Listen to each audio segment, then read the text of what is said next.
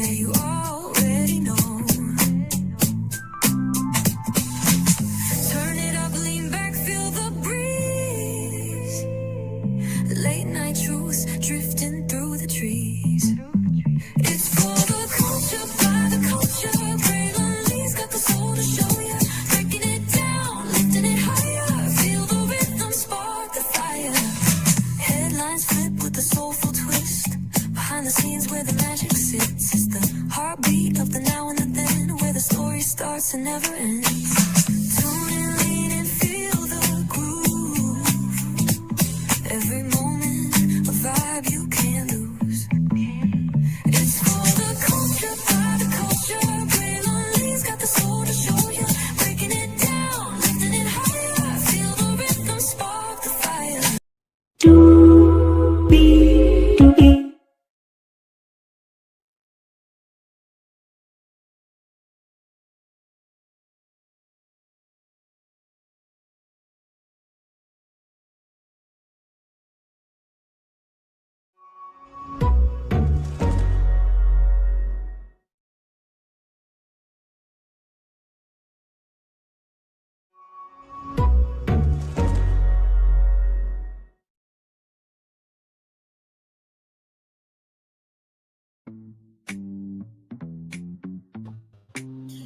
Well, hello.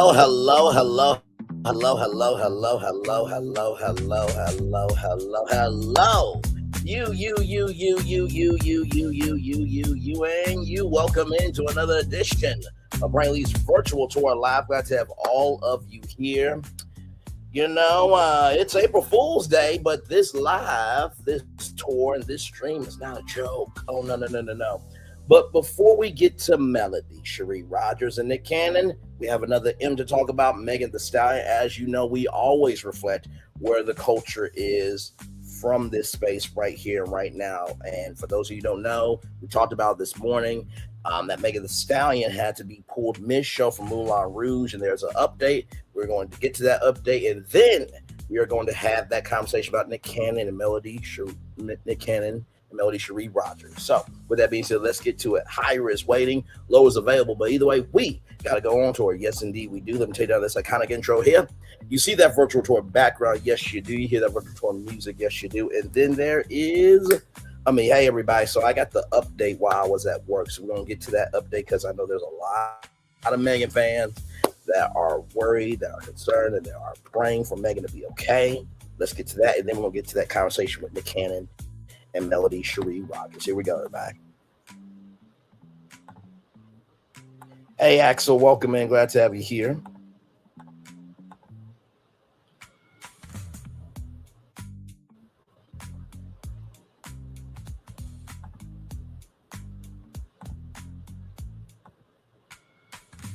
One moment here. Okay, here we go. So for MediaTakeout.com, everybody, here we go. Megan Thee Stallion rushed to hospital. Here's tea on mystery illness. Now, this was not a illness, everybody. I just want y'all to know that. But this is the headline that Media Takeout has put out. Megan Thee Stallion rushed to hospital mid-performance. A Moulin Rouge star collapses on stage. Details. Here's the official statement from a spokesperson for Megan Thee Stallion. On Tuesday evening, Megan was transported to a local hospital to undergo a medical evaluation after experiencing concerning symptoms. Doctors ultimately identified extreme exhaustion, dehydration,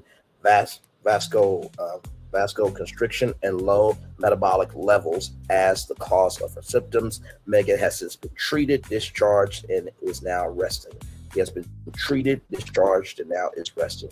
She has been treated, discharged, and now is resting. Megan is incredibly grateful for the prayers and well wishes from her supporters and is looking forward to resuming her role as Zitler on Moulin on Moulin Rouge on Thursday. Media take out some terrifying news coming out of the theater district tonight. Our favorite hot girl, Megan Thee Stallion, was just rushed to a Manhattan hospital after a medical emergency stopped a sold-out performance of Moulin Rouge musical right in its tracks. The Houston hottie made history just last week as the first female lead to take on the iconic role of Zitler, but it looks like the grueling Broadway schedule may have taken a devastating toll on her health. So there's Megan there. That was opening night there. The Current just dropped fans in a panic. According to multiple sources in the Hirschfield Theater, the show was abruptly halted during the first act after Megan began showing signs of severe distress on stage. Eyewitnesses tell me to take out that the energy shifted instantly from high glitz glamour to pure panic. She was in the middle of a number. You could tell something was wrong. One shaken fan told us she looked dizzy. Then a stage manager literally ran out. They dropped the curtain and told us all to stay in our seats. It was silent for 10 minutes before sirens arrived. The hospital watched Keon Derek asked for press. The situation moved from concerning to critical when Megan's longtime hairstylist and close friend Keon Derek posted a heartbreaking update to his Instagram story from what appeared to be a waiting room. Everyone say a prayer for Megan. We are all at the hospital, Keon wrote, sending the highs into a worldwide tailspin. A representative for the production confirmed the news shortly after, saying that Megan experienced severe symptoms. It was promptly transported to a local medical center for evaluation. The show must go on, a bitter pill for fans and a move that many in the Orange Mound called. The production actually resumed about 45 minutes later, but with Megan's understudy in the role, while Broadway protocol usually dictates the show must go on. Fans were reportedly too distraught to enjoy the rest of the performance, with many seen crying in the lobby. Oh my God. I can relate to that, because here's the thing, right? Even though we don't know Megan, even though we really don't know any of these celebrities, when people have put in the time, energy, and commitment into something, and you have a chance to be a part of it, and you feel like there's nothing you can do, people do carry their emotions on their sleeve, right? So I'm not mad at those fans. I don't have any hate for those fans. I don't even have a mindset to give out any energy of what the hell is wrong with you, because that they're just being human. They care about somebody and they're showing that, right? Is the grind breaking her? Inside media take out that Megan has been pushing herself to the absolute limit between Hot Girl Summer Prep, her upcoming album, and the insane stamina required for 8 shows a week on Broadway. Those close to her say she hit a wall. She's been doing 16-hour days, a source whispered, rehearsals with a coach in the gym. She wanted this role to be perfect, but your body can only take so much. We're just hoping it's extreme exhaustion and nothing more serious. A career high interrupted. This health scare comes at the peak of Megan's career. Her run in Moulin Rouge has been the talk of the Tony season, with critics praising her theatrical gravity and powerhouse vocals. But as we see with many stars who took the stage, the transition from rap star to Broadway legend is a physical marathon. We are sending all our love, and prayers to these guys tonight. Please slow down, Meg. The world needs you healthy first, and amen to that. So here is Megan Thee Stallion's response right here. This was posted to her Facebook.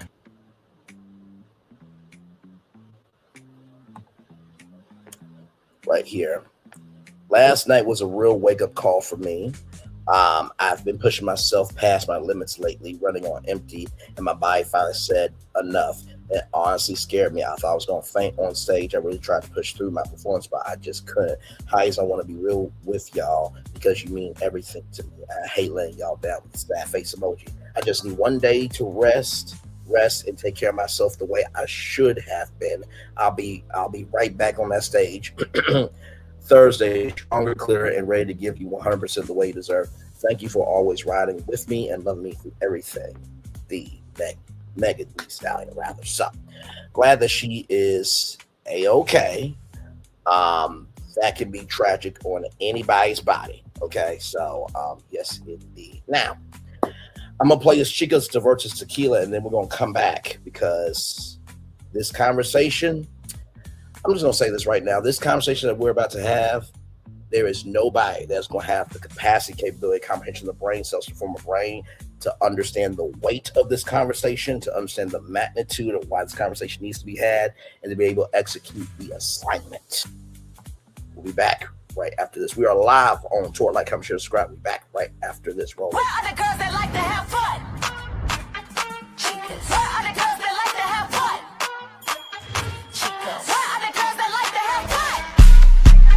Chicas. Where are the girls that like to have fun? Chicas. Where are the girls that like to have fun? I'm a fun girl, very fun girl, see a shot, take a shot, never run girl. I'm a fun girl, very fun girl, see a shot, take a shot, never run girl.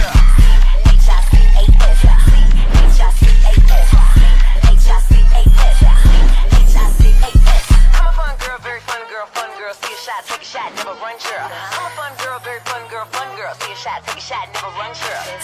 C-H-I-C-A-S, C-H-I-C-A-S, C-H-I-C-A-S, C-H-I-C-A-S.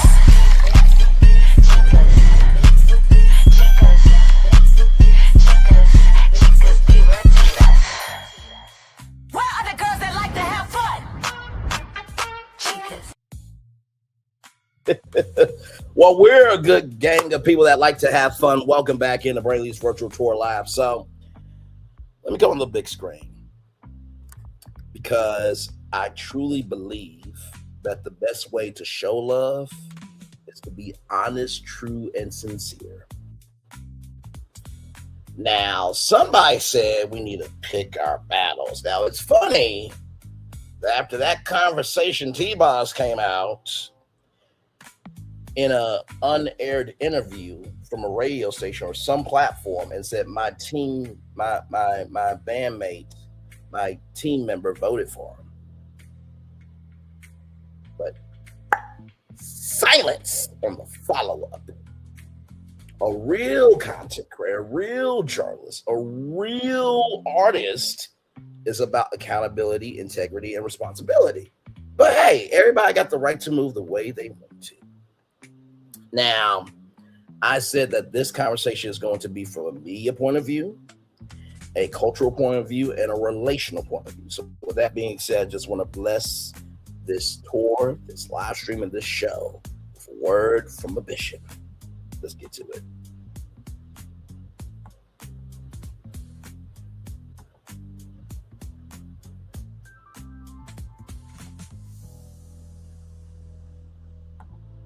Let the world know, if it had not been for the Lord. Sorry, y'all.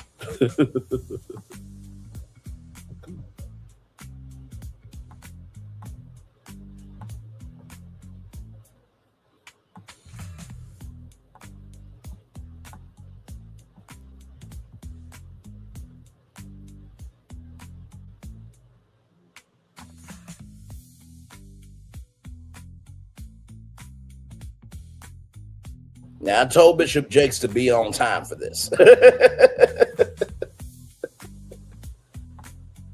Come out the closet and stop keeping a secret and let the world know, if it had not been for the Lord that was on my side, I would have been,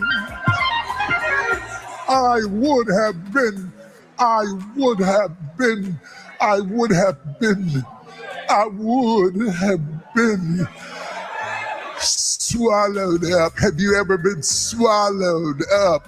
Have you gone through a time of swallowing where everything was overwhelming and you were at your wit's end? That is my point of view.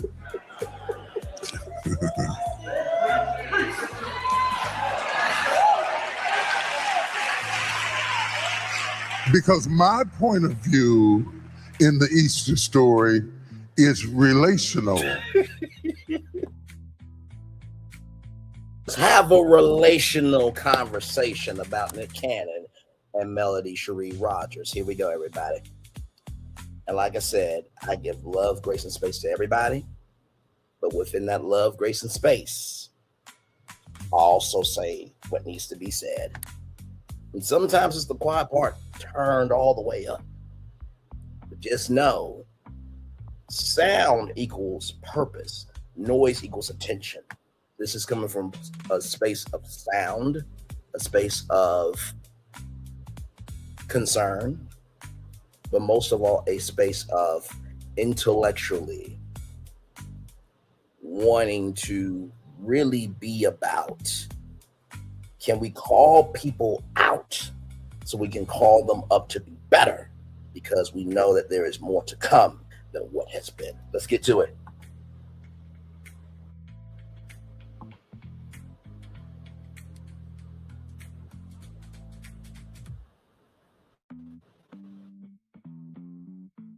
From Lee Bailey's EUR Web, Melody Cherie and Nick Cannon team up for the Midnight Collection.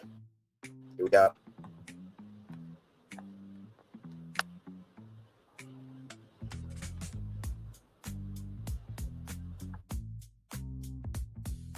Former reality TV star, serial entrepreneur Melody Cherie is making waves with her highly successful beauty and skincare line, 7th Avenue Beauty, on Wednesday, February 11th. On that day, she is taking things up another notch with a hot new collaboration with media and business mogul Nick Cannon.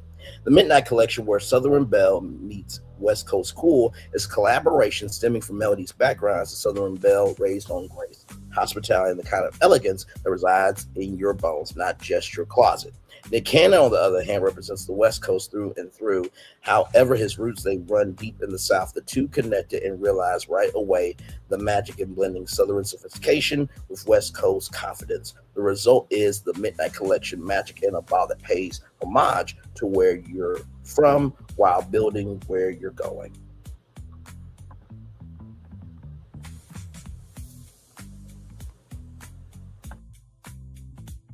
The collection launching during a major 8-hour TikTok live on February 11th, 2 p.m. Central, 12 p.m. Pacific, which will be 3 p.m.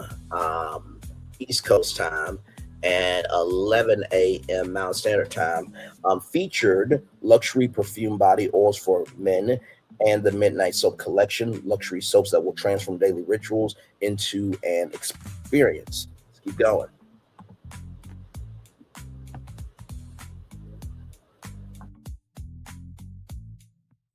Okay. I'm excited to announce the Midnight Collection collaboration with Melody Rogers of 7th Avenue Beauty. Said can this luxury all-natural soap and perfume body oil line represents the intersection of West Coast innovation and Southern heritage, two powerful forces in Black culture. Melody is an incredible entrepreneur who understands the importance of authenticity in business. Together, we've created something that celebrates the full spectrum of who we are as a people. This is Black-owned, Black-created excellence, and I'm proud to bring it to the world. Melody Cherie shares Cannon's enthusiasm and is eager to see how the new products will be received by fans and supporters.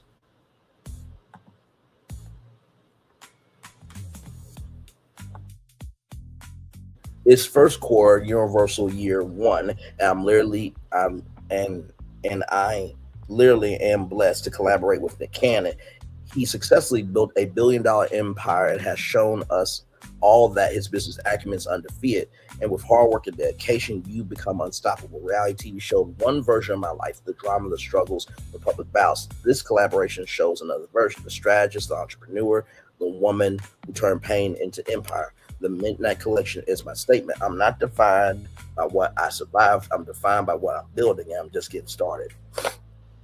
Tune in for the drop of the Midnight Collection on TikTok Live from 2 p.m. to 10 p.m. Central Time. It will be 3 p.m. to 11 p.m. on that day, February 11th.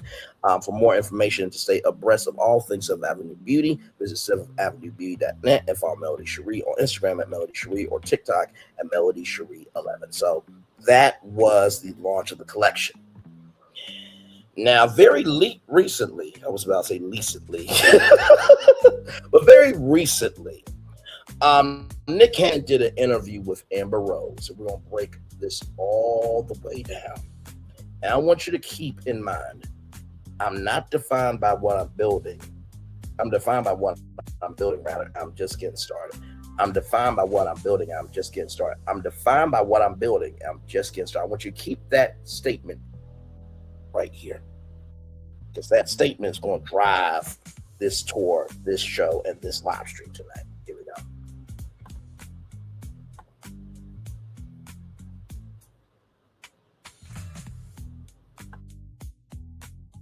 from Variety.com.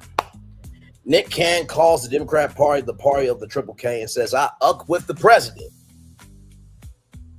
Nick Cannon calls the Democratic Party the party of the Triple K and says, I uck with the president. Nick Cannon calls the Democratic Party the party of the Triple K and says, I uck with the president. Let's continue.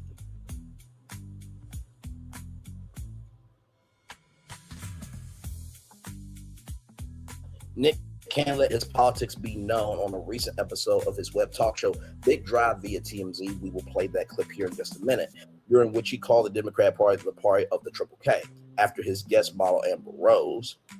That's what she does now? Okay. Said that Democrats don't care about people of color and Republicans do. Cannon replied, I agree with you 100%. People don't know that the Democrats are the party of the Triple K. Let's continue.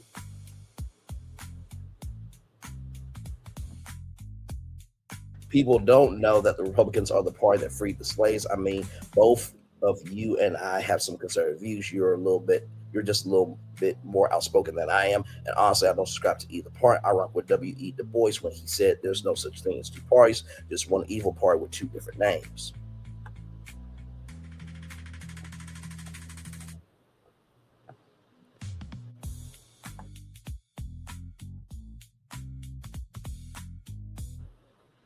When discussing 47 second term, Cannon enthusiastically said, motherfuckers cleaning house and is doing what he said he was gonna do. That's what Nick Cannon said. Cannon enthusiastically said, motherfuckers cleaning house and is doing what he said he's gonna do. Motherfuckers cleaning house is doing what he said he was gonna do.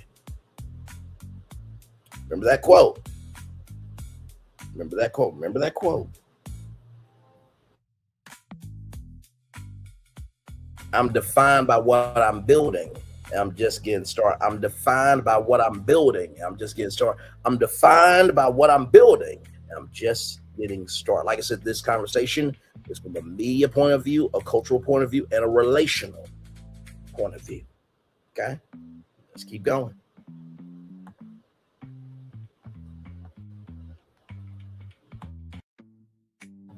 We got the Gulf of America now, Cannon added. He's like the club. He's charging a $5 million bottle service fee to get into the country.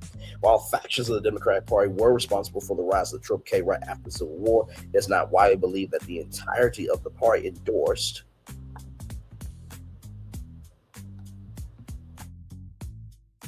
the formation of the white emissist group.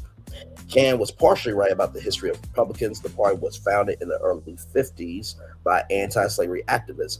In 1861, Abraham Lincoln, a member of the Republican Party, signed the Emancipation Proclamation and freed all slaves living in non-Union states. And then, of course, Juneteenth, where Galveston, Texas, was the last known city where the slaves were finally free. And that's why we have Juneteenth, knowing your history. However, it wasn't until the House of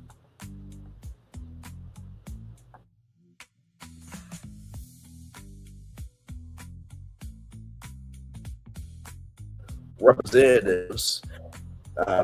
However, it wasn't until the House of Representatives passed the 13th Amendment in 1865, which was later ratified by a state majority, that slavery was abolished in the United States.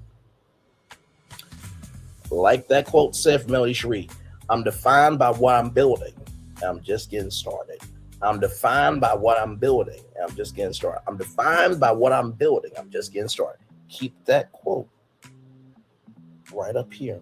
Like I said, this is from a media, cultural, and relational point of view.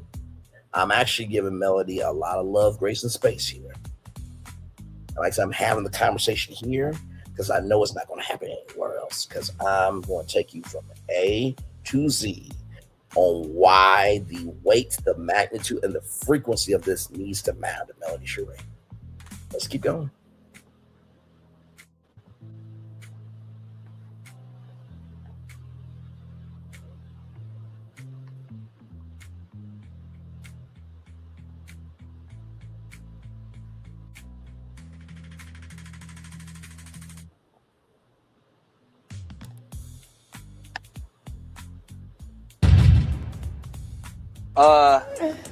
part of the Republican Party. That's right. Former Democrat, former liberal. Yeah. I was a liberal Democrat my whole life. Is that because the bag has got so intense and so heavy that you had a whole nother, you up there with the elite now? Not even close. Not even close. Democrats don't care about black people. Okay, and they don't care about people. They don't care about people of color. And the Republicans do, and that's the misconception. And you know what? I agree with you 100%. Thank you, People man. don't know that the Democrats is the party of the KKK. Yep. People don't know that the Republicans are the party that freed the slaves. Yep. I mean, both of you and I have some conservative views. You just a little more outspoken about it than I am. And I honestly, I don't subscribe to neither party. I rock with W.E.B. Du Bois when he said there's no such thing as two parties. It's just one evil party with two different names. So yeah, I mean, look, I listen, I'm not married to any party. Right. I voted for Donald Trump because we had two options and he was definitely by far the better option for us. And as of now, I agree with a lot of things that he's doing. Cleaning house. Yeah. He doing But what he said he was going to do. guess what? If there's a time where I don't agree, I'll say I don't agree. Yeah. We got the Gulf of America now. Period. He charging, he's like the club. He charging a $5 million bottle service fee to get into the country. I know. Listen. But guess what?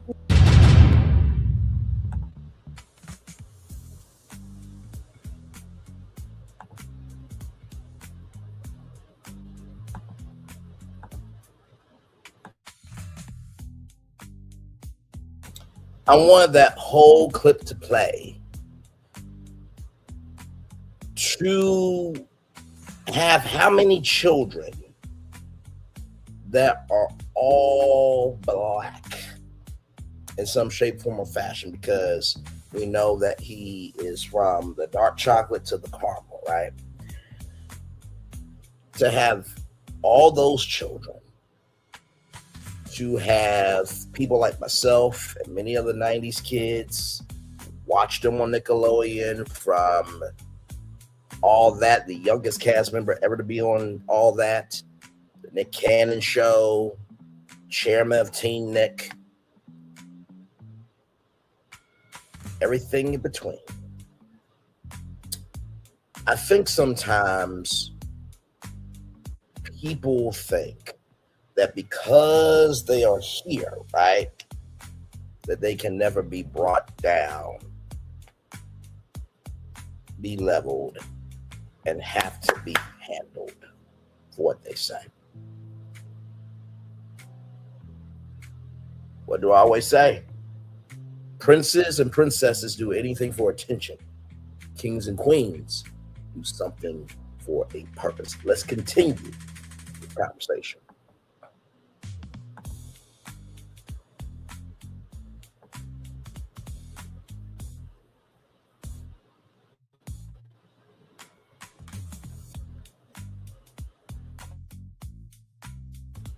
Why Nick Cannon claimed he was too broke to vote during the 2016 election. This is from Showbiz Cheat Sheet. Shout out to them.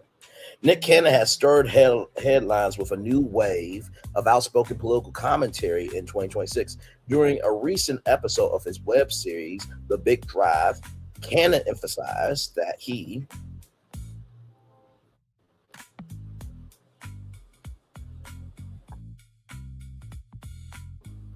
doesn't subscribe to Democrats or Republicans, echoing the idea that the system is fundamentally flawed.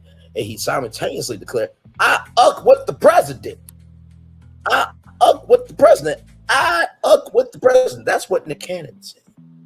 While applauding the president's leadership and policies, this isn't the first time that Cannon has gone political and made divisive political statements. Here's what he previously said about being too broke to vote during the 2016 presidential election.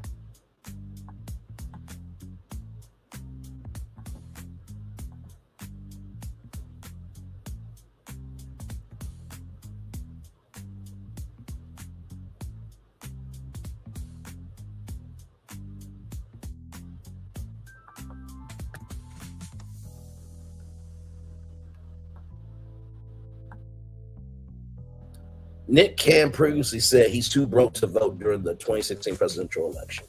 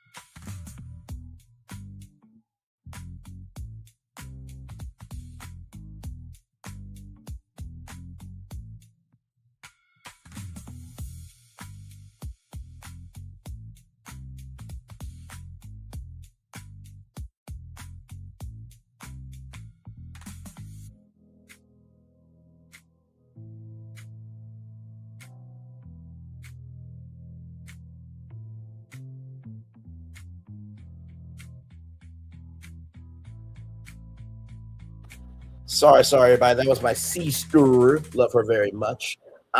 Let's go to this video right here for a minute.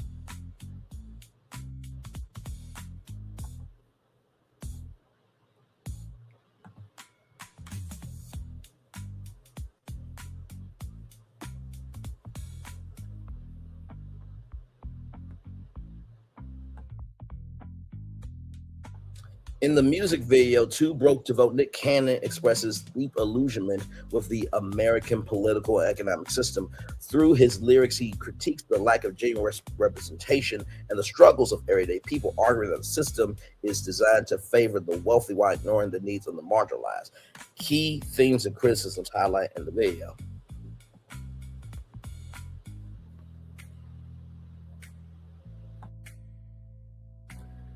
Disenfranchisement. Nick Cannon highlights the feeling of being too broke to vote, suggesting that many people feel ignored by both major political parties and see the process as an exercise in futility. Systematic inequality. He references historical and ongoing injustices, including the 13th Amendment and the historical classification of African Americans as 3/5 of men, to argue that the current government continues to fail minority communities.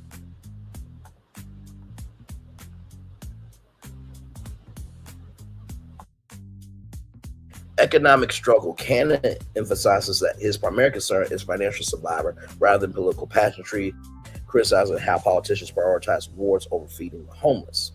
Political skepticism. He compares voting to picking out which pal you will get palled with, and dismisses the distinction between Republicans and Democrats as confusing distraction.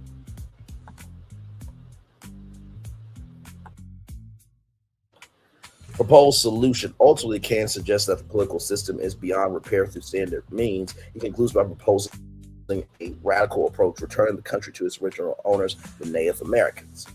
Now, nothing wrong with what he's saying, right?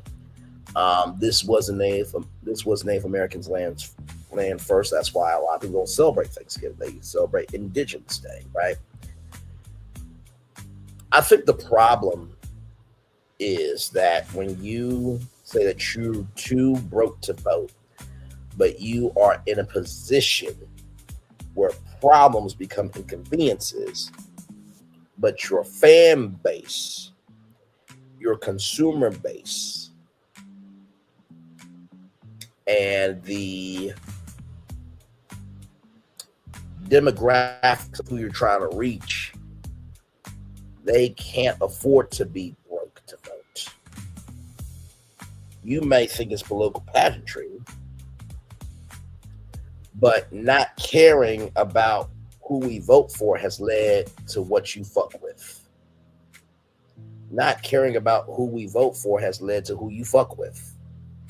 Not caring about who you vote for has led to us with who you fuck with, Nick Cannon.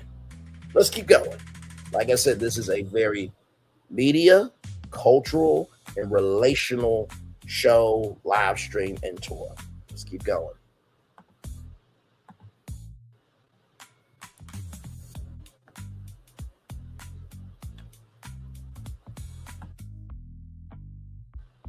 Nick Cannon's 2026 political statements are far from his first. During a 2016 interview with the Breakfast Club, he announced how he's too broke to vote during the presidential election. He also created a spoken word piece with the same name. The Masked Singer host didn't mean financially. Instead, he felt that he lacked power and economic control.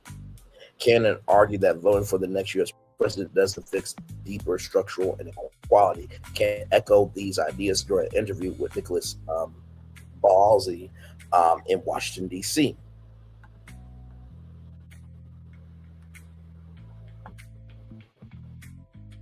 Everybody gets excited about the mindset. Oh, you gotta vote, Cannon said at the time. But do you really understand what you're voting for? This is coming from the person who said, I uck with the president and motherfuckers clean the house and do what he said he's going to do. You the one who can say that, but you said this. But do you really understand what you're voting for? But do you really understand what you're voting for? Do you really understand what you're voting for? You said that, but you said, I fuck with the president. And motherfuckers cleaning house. And he's doing exactly what he said he was going to do. Motherfuckers cleaning house.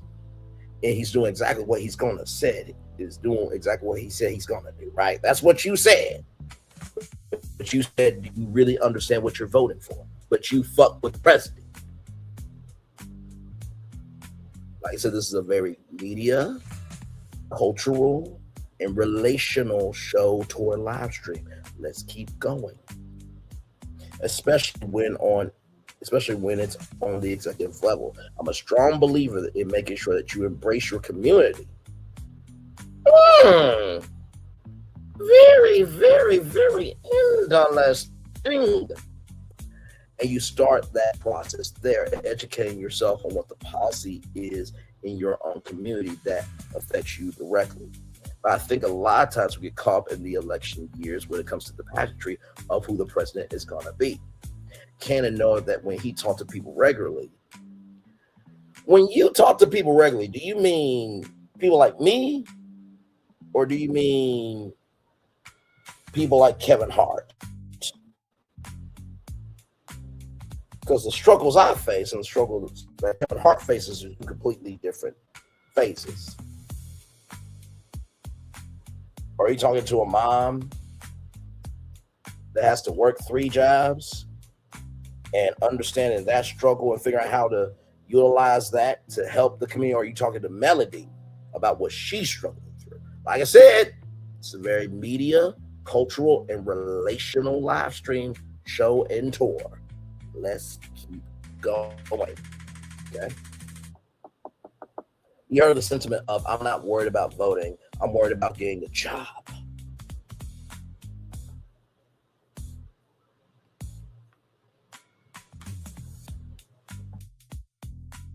I'm not worried about voting. I'm worried about getting a job. I'm not worried about voting. I'm worried about getting a job. He understood that while many people disagreed with his too broke to vote idea, he said it created a conversation. Just like this conversation of, I fuck with the president. That's creating conversation.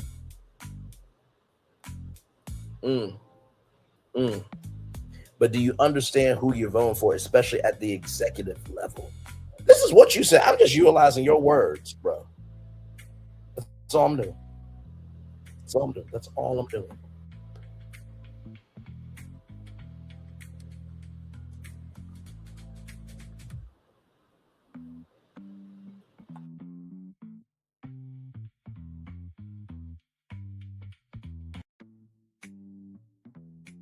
I just want people to educate themselves in the process and not get caught up in the fanfare or the popularity contest. He continued. Additionally, can clarify that he's certainly not against fraud. I want people to exercise their right, your God-given right, but you know what you're doing. He continued. You know, I wonder when he talked about being reduced to 3/5 of a person. Does he know about the polling tax that black people have to pay for? Does he know that when people try to read, they got handled disrespectfully? That's why they always say if you want to hide something from a Negro, put it in a book. People died so we can vote. And the women's suffrage movement, that was for white women, not for black women. Know your history. The Masked Singer host says he backs President 47 in 2026. Let's continue.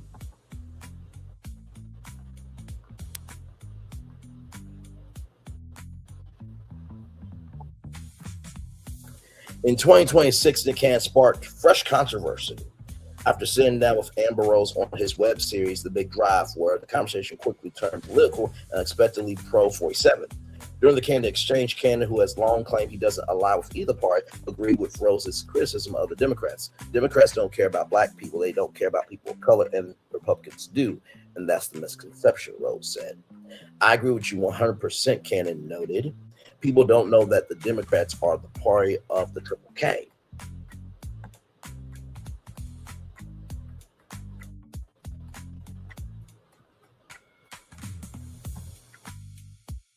People don't know that the Republicans are the party that freed the slaves. Cannon added that both he and Rose share conservative views, noting that both political parties are evil. You're just a little bit more outspoken than I am. He continued, honestly, I don't subscribe to either party. I rock with W.E. Du Bois when he said there's no such thing as two parties. There's one evil party with two different names.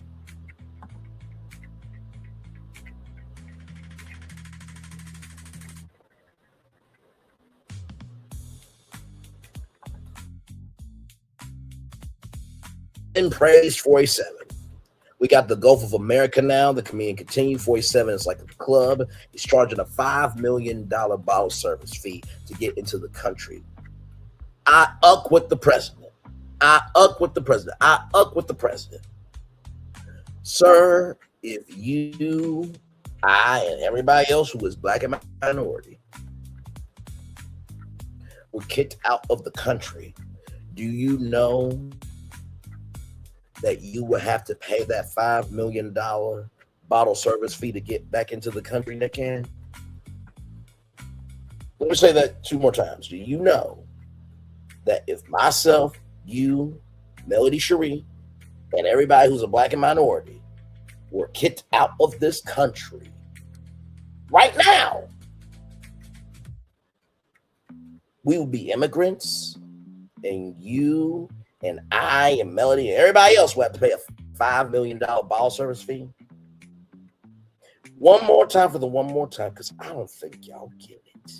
This is a media, cultural, relational show, live stream, and tour.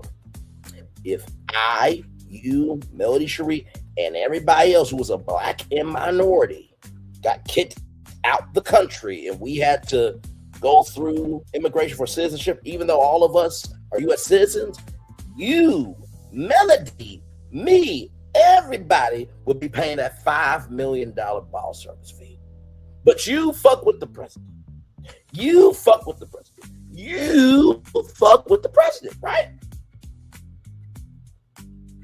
Or in other words, as some people say, we gotta pick our battles. And that's okay to choose differently.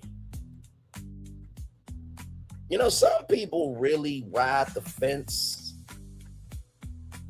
because they don't know how to be off the fence and stand for something. Some people like to use metaphors and this, that, and the third because they don't know how to utilize their own voice to be about something. And are you really saying that you're a Republican by not recognizing the pain of everybody? Just like when you have a platform like Candace Owens, who Candace Owens recently said that the president was a coward. For Candace Owens to say the president was a coward when she put support behind him, that says a lot. Let's keep it going. Like I said, I know this conversation ain't gonna be had on no other platform. I'm good with it. Previously, Rose told Maxim in January 2025 that she was canceled for supporting 47.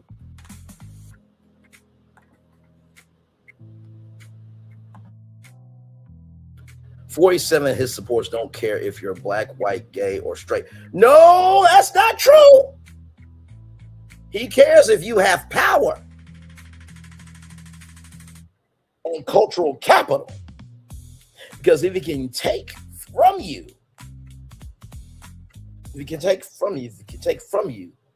gains more. But the problem is when he gains more, your existence is eviscerated. The best way I can describe this, there's a black man. I think y'all may know the picture. There's a black man on a table, chained up, and they are raping the American flag out of him. That's what Nick Cannon is going through right now. That's what Nicki Minaj is going through right now.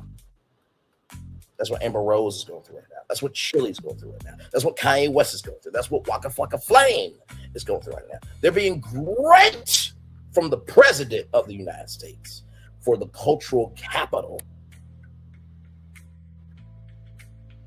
and the wealth that they have so he could continue hurting your own people. Let me say that 2 more times. Y'all are being raped by the president of the United States of America socially for your financial capital and your social capital. He can keep abusing your own people. One more time. Those people I just mentioned, they're being raped by the president of the United States for your financial capital and your social capital so he can keep abusing your own people. Think about how deep that is. Let's keep going.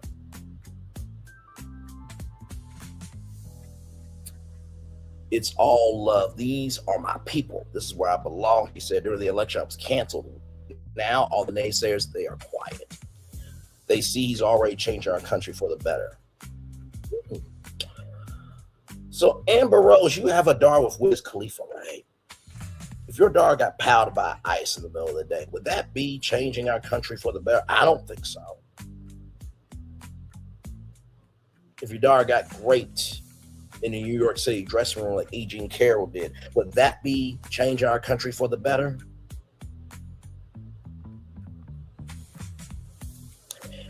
If your grandma was in Section 8 housing and got kicked out because of the color of her skin, would that be changing our country for the better?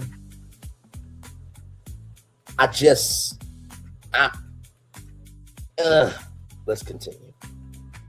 And I don't wish that for Amber Rose's child. I wish that for her grandmother. I don't wish that for any of Amber Rose's family and friends. I don't wish that for Nick Cannon's family members and friends.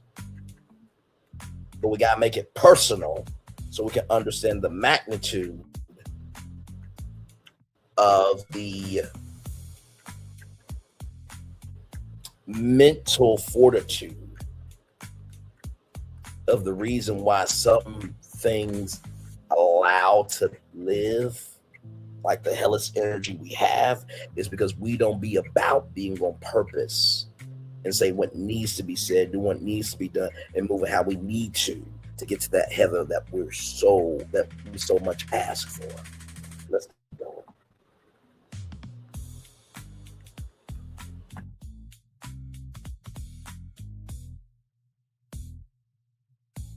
Now, I mentioned Nick Cannon's Big Drive show. Something recently just came out. Something else came out of that area, rather. Let's go with this.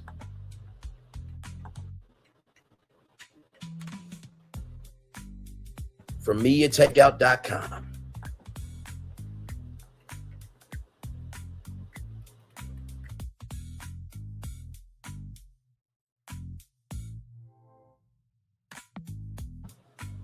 Amber Rose said white people should be allowed to say the N-word.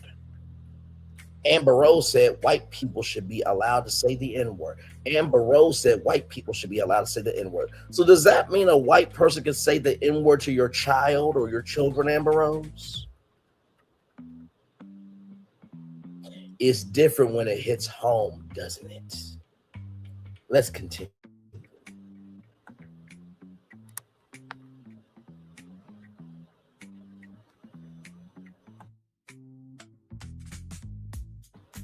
Amber Rose is still trending online for comments she made about race and politics during an appearance on Nick Cannon's Big Drive series. During the conversation, Rose argued that white people should be allowed to say the N-word in certain contexts.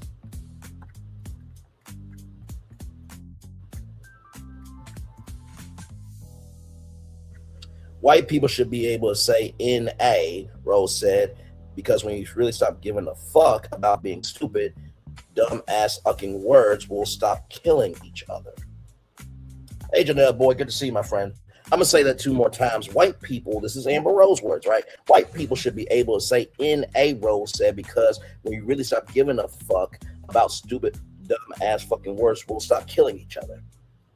White people should be able to say N-A, Rose said, because when you really stop giving a fuck about stupid, dumb-ass fucking words, we'll stop killing each other.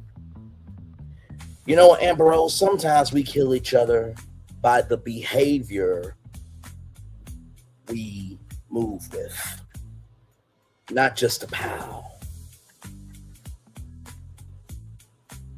I'm going to say it 2 more times. Sometimes we kill each other based on our behavior, on how we move with each other. Sometimes we kill each other based on the behavior of how we relate with each other.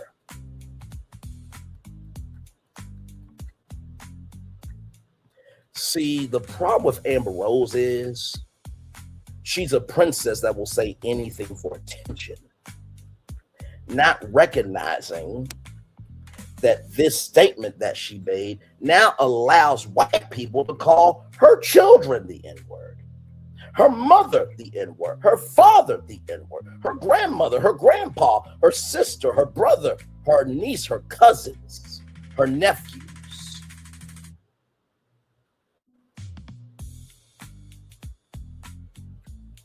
When she also said this, they now have the right to give you N-word energy when it comes to business deals, because we know that there is systematic racism. Well, some do more than others. We already know if you're black and go into a store that you don't look like the part, you get followed around, right? See how this is just bigger than just Melody Cherie Rogers? But Melody's got a very important piece to this thing. Let's keep going.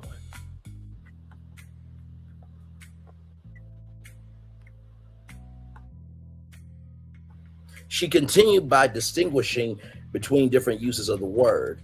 You know, if somebody is saying the hard R is pointing at you, it's very different than rap lyrics, or just saying that's my N. She said, we're all smart enough to know what's right and wrong. Ooh, Lord Jesus. Well. We're all smart enough to know what's right and wrong. We're all smart enough to know what's right and wrong. Some more than others. So why are we creating so much damage and meaning behind it? Let's see, Amber Rose. Do you know about blackface? You know that black people were not able to be on TV. I'm sorry, Massa. Remember that Key and Peele skit? I'm sorry for getting your blueberry pies. Oh, I talked with my coworkers about the situation. I said, this live stream, this show, and this sport. I said, they are going to lose it when I break this conversation all the way down. I'm about to bring it around town. I'm about to make a loop-de-loop and pull and make your shoes look cool. I'm about to show you what happens when the earth breaks, the air is in control, fire is all around you, and the water can choke you to death in just a moment. Let's keep going. I mean, what if he White people should be able to say nigga. So, And I'm going to tell you why. Oh, shit. Because no one, when you really stop giving a fuck about stupid, dumbass words, will stop killing each other. And Nick, it's very different you know if it says the hard R and they're pointing at you, it's very different than rap lyrics or saying, oh, that's my nigga, that's my homie. Right. You if know? somebody's using a term as a derogatory term, But we know that. Hurt, you know the difference between somebody just saying we're all a rap smart lyric. enough. We're all smart enough to know what's right and what's wrong. Right. So why are we putting so much damage and pain behind? I let my kids curse. They have freedom of speech. Right. Why live in America if you don't have freedom of speech? And I let my kids do that. Now, do they say, mommy, fuck you? No. They bet not. Do they say, mommy, you're a bitch? No. Right. They know what's right and wrong. So at the end of the day, who cares? I've seen white people say nigga, but they're saying it amongst their peers. They say it real quietly. Well, mostly their black friends. Right. They say it in the car when. So let me give you a story real quick, Amber. Since you say your kids don't say fuck you, mom, or mom, you're a bitch, right?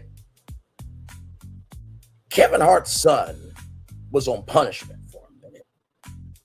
And because he was on punishment, you know what happens when you're on punishment as a kid? Your phone gets taken away. Stuff gets taken away, right?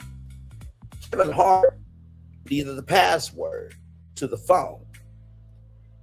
And guess what? Kevin Hart said, fuck you. Nigga, what the fuck you say to me? Fuck you. What you fuck you, boy. I'm gonna choke. No, Dad, the password is fuck you.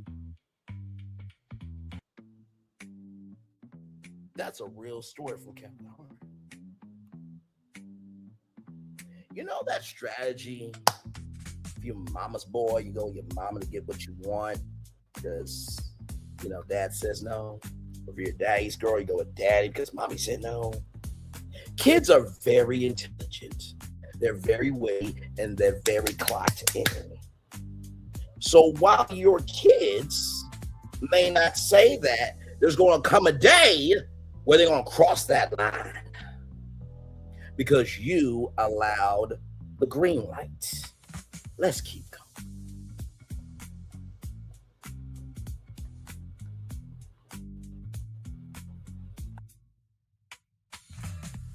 Rose says she believes the two major parties are viewed differently than they should be. Democrats don't care about people of color, and the Republicans do, she said. As previously reported by MTO News, when you check out news, Cannon also went viral for his comments about the Democrats and Republicans. People don't know that the Democrats are the party of the Triple K. People don't know that Republicans are the party that freed the slaves, he said.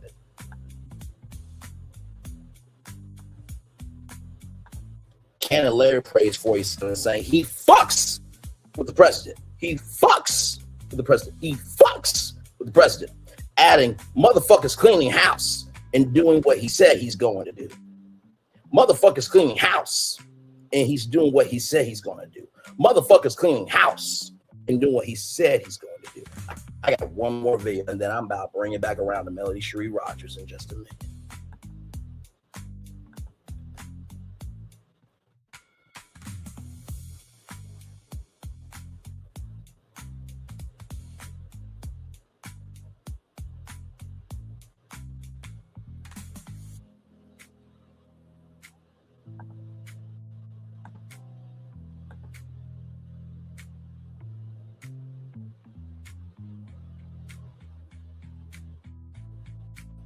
I want to talk about what Nick Cannon said about the KKK and the Democratic Party, because I'm not here to bash Nick Cannon, but I'm here to correct Nick Cannon.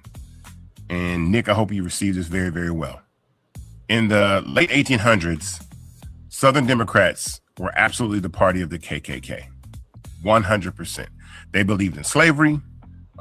They wanted black people to remain slaves and have no rights. In the North, the Republicans, the party of Lincoln, had abolitionists and people wanted people that wanted to have see black people have rights. That is the truth. But here's the part that everybody leaves out. In the 1960s, Lyndon Johnson signed the Civil Rights Act of 1964 and the Voting Rights Act of 1965. Those two pieces of legislation drove the majority of the racists out of the Democratic Party to the Republican Party. And that's the shift in the part that everybody leaves out, because that was a huge political shift in this country. And what that's called is party realignment, right? Where the ideas of a political party switch. Political parties are not static. They can change over time and the ideas can shift. And so that was a huge shift in the Republican and Democratic Party. After that, the racists tend to lean more conservative and be part of the Republican Party. And the Democrats now in the South, when segregation was gone, still contained a large number of Black people that voted Democrat. So, Nick, what you said is partly correct, but it's not all the truth. And when celebrities and public figures get online and say these types of things, you think that you're just saying, information that you're dropping, but you're also a megaphone yourself. You are, in a sense, a media platform. And a lot of people hear that and they see that and run with it. So, yes, the Ku Klux Klan was strongly Democratic and conservative. It shifted when Lyndon Johnson signed the Civil Rights Act and the Voting Rights Act of 1964 and 5. The majority of the racists left the party and went to the Republicans. And here we are now.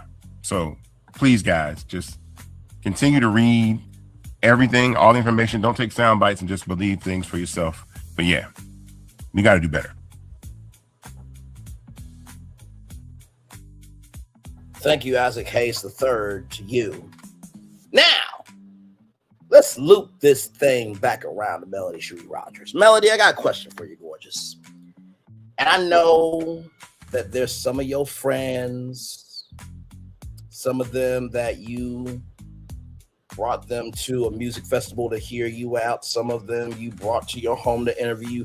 They won't have a fifth, quarter, or a half of the capacity, capability, comprehension of brain cells to form a brain, to have this conversation, to have this dialogue, and to execute this assignment about what I'm about to say to you. Are you going to continue that collaboration with Nick Cannon after he said he fucks with the president and motherfuckers cleaning house and doing exactly what he's going to do? Because, see, here's the thing. I never said that Melody Cherie Rogers subscribes to what Nick Cannon thinks. But because of what happened to Chili, right? Everybody's like, hold on a second. You did 17 donations? And what ends up happening when a person makes a decision?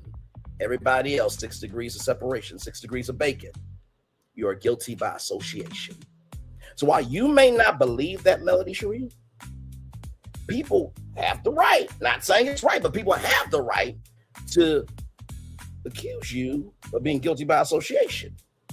Because when Nick Cannon said that, he's basically saying, I fuck with ICE deleting people in the middle of the day. I fuck with a president that raped a 13-year-old girl, judged the vulva and tightness of the vagina, and forced young ladies to perform fellatio on him. When Nick Cannon said, I fuck with the president, he's saying, I fuck with the president raping. No. Tay-T, disrespectfully, I said this is a media, cultural, and relational point of view live, okay? And at Tay-T, I do all the time. All the time. You know me personally. So I'm going to keep going. I appreciate you, but I'm going to execute this. And I went to ChatGPT. I went to Gemini, and I went to Perplexity to break this down. Let me continue, right? With that being said, of E. Jean Carroll being great in the dressing room in New York, right? When he said, I fuck with the president, he fucking with that too. He fucking with the Central Park 5 that they should have died. He's fucking with people should be kicked out of their homes for being black. He's fucking with companies not being able to be paid. He's fucking with an insurrection that happened on January 6th. He's fucking with a woman who got dead because of a car crash. So, when he said he fucks with the president, he also basically admitted that, guess what? He fucks with the president. He doesn't really care about his people. And your fan base is there, TT, right there. Since she wants to say, wait. Trying to find my finger.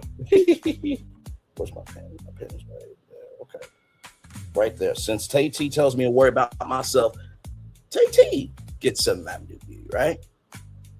There are many black women, many black daughters, many black girls that get the sugar mama line, right?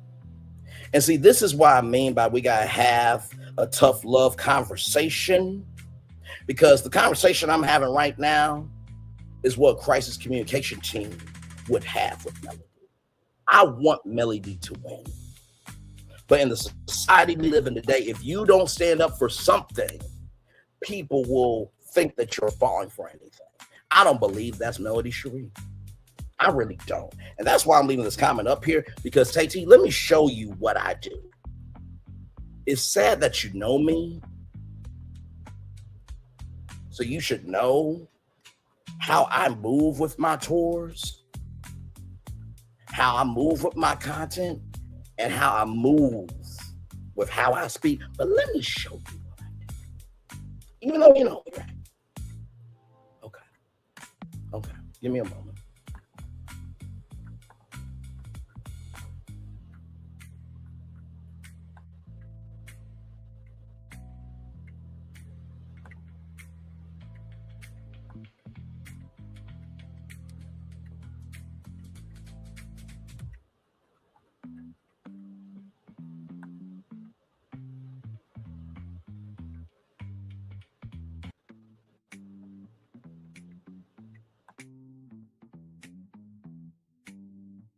Right here. This is why I do TT. And you know me, right? You see me in chats. You see me on panels. You've seen me do my own thing. Now, Leslie, hang on a second. I'm saying this with a lot of love, grace, and space to Melody. That why would you allow collaboration to continue when you know that people believe in you? Black women, black daughters, black girls. Everything that the millimeters went through with you, standing up to DV, standing up against you not being able to get it back, this, that, and the third, and everything in between. TT, this is what I do. Let me show you the content. Since you said I need to worry about myself, sweetheart, look at the content.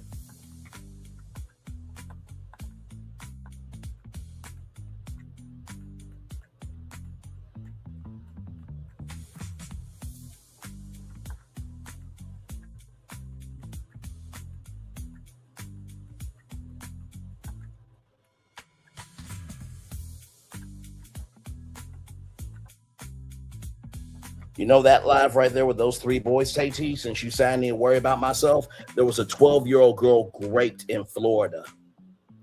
The main young man raped her for 30 minutes. The second young man put rocks in her mouth and held her down. And the third one held her down, helped the second one hold her down until her daddy called for his baby girl. I pitch theme park concepts. I break down media news, mergers and acquisitions. I talk about black entrepreneurship. I talk about social issues. Hell, when Jimmy Kimmel was going through his freedom of speech, I talked about that. So before you ever, in your past, present, or afterlife, TT, check me, check other people's resumes before you come to me. Because I'm sick of y'all. See, this is why I said this conversation ain't going to happen nowhere else. Because I actually gave a lot of love, grace, and space to Mel. And the people who really love her, who really are down for her, and who really want her to win would be saying this. But yet we get comments like this. You know what happened when people didn't listen to the president? We have what we have now, TT, because people worried about themselves and didn't give a fuck, shit, or damn about other people. I still love you, TT, with love, grace, and space in the name of the Father, Son, and Holy Spirit. in everything that is happiness, that is joyful, and that can be good for you. I still love you.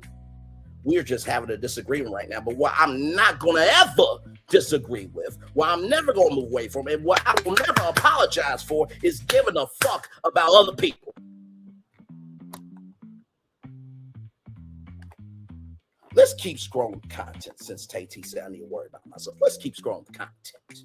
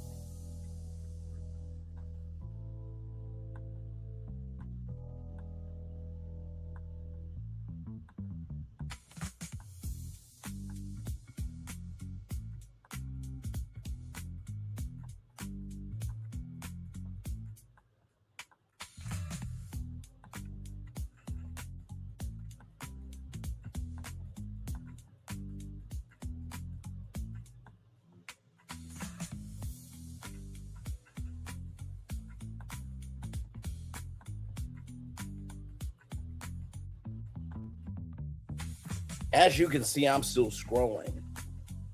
No. I'm not. Nope. Peace, love, and light. I am not trying to do that at all. No, I'm not. I am not. Just know that I am not. I am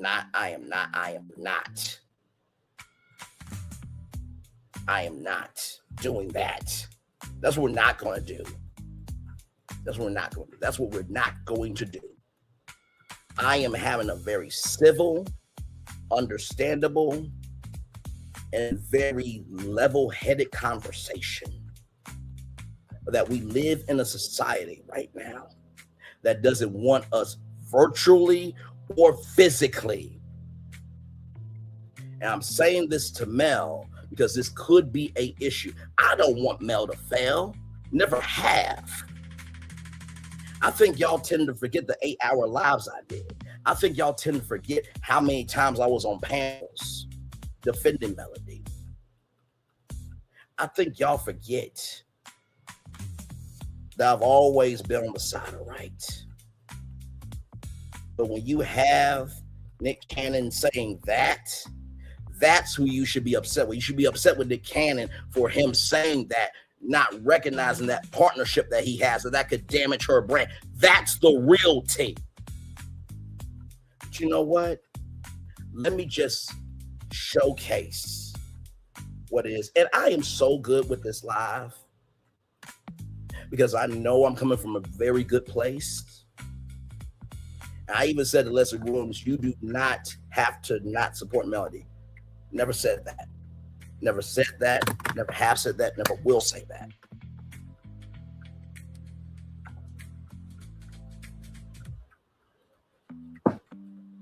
Child, I work at a grocery store. And yes, they're white owned. And yes, they voted for Trump, I'm sure. But guess what? In the same token, I don't stand for that stuff. And that's why I'm saying here, Tay-T, if I know Melody doesn't stand for that stuff.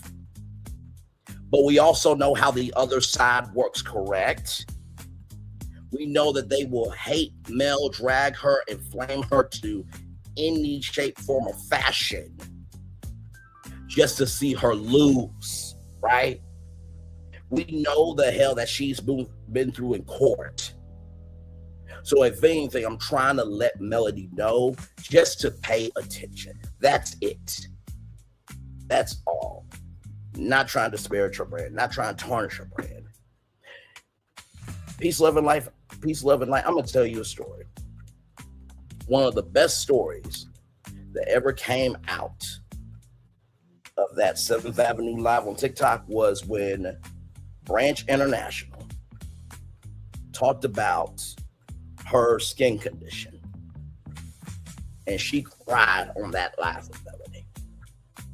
and everybody rallied around her. That's the melody I know.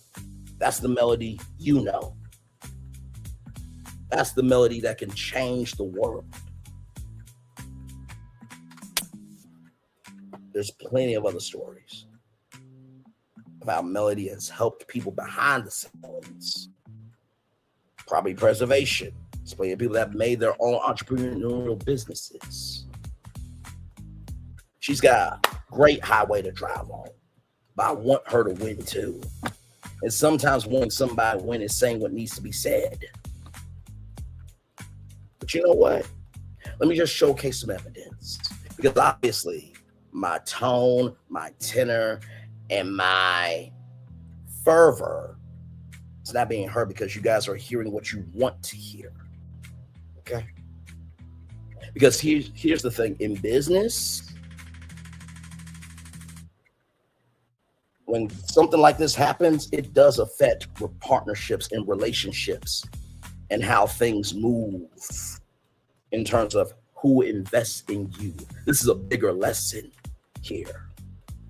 And y'all, I'm so good. I really am. I really am. I am. I'm so good. Because I knew this was going to happen. I knew this was going to happen. I knew this was going to happen. People were going to feel the way that they were going to feel. And child, it's fine. It's really fine. So let me show you some facts. I got ChatGPT. I got Google Gemini. I got Perplexity.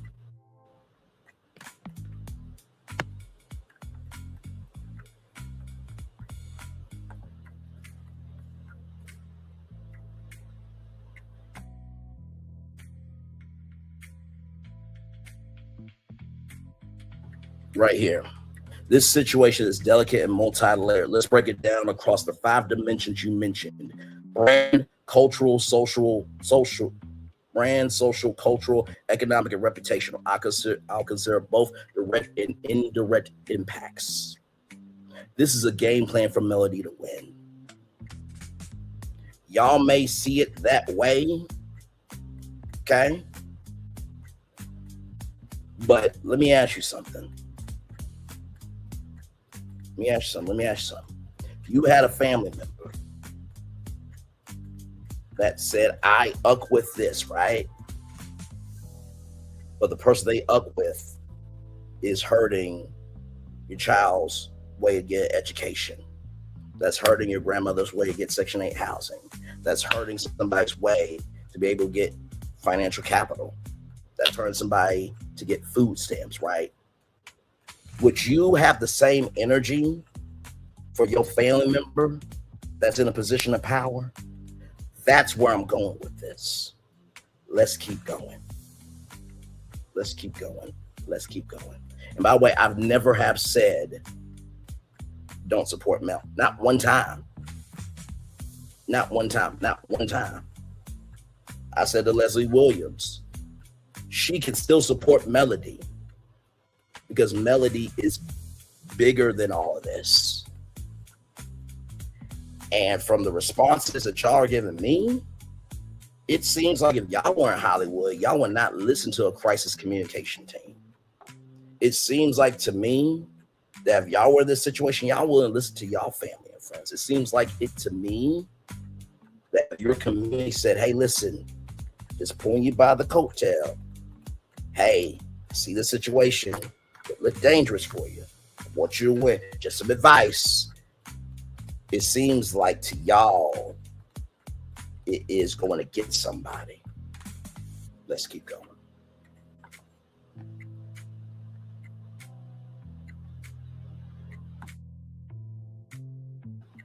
Brand impact, risk, 7th Avenue Beauty, Melody Cherie Rogers are associated with high-end, exclusive, and culturally conscious beauty products. Public alignment with Nick Cannon after statements tying the Democratic Party to the Triple K and expressing support for 47 could create cognitive dissonance among consumers who expect the brand to reflect inclusivity or neutrality.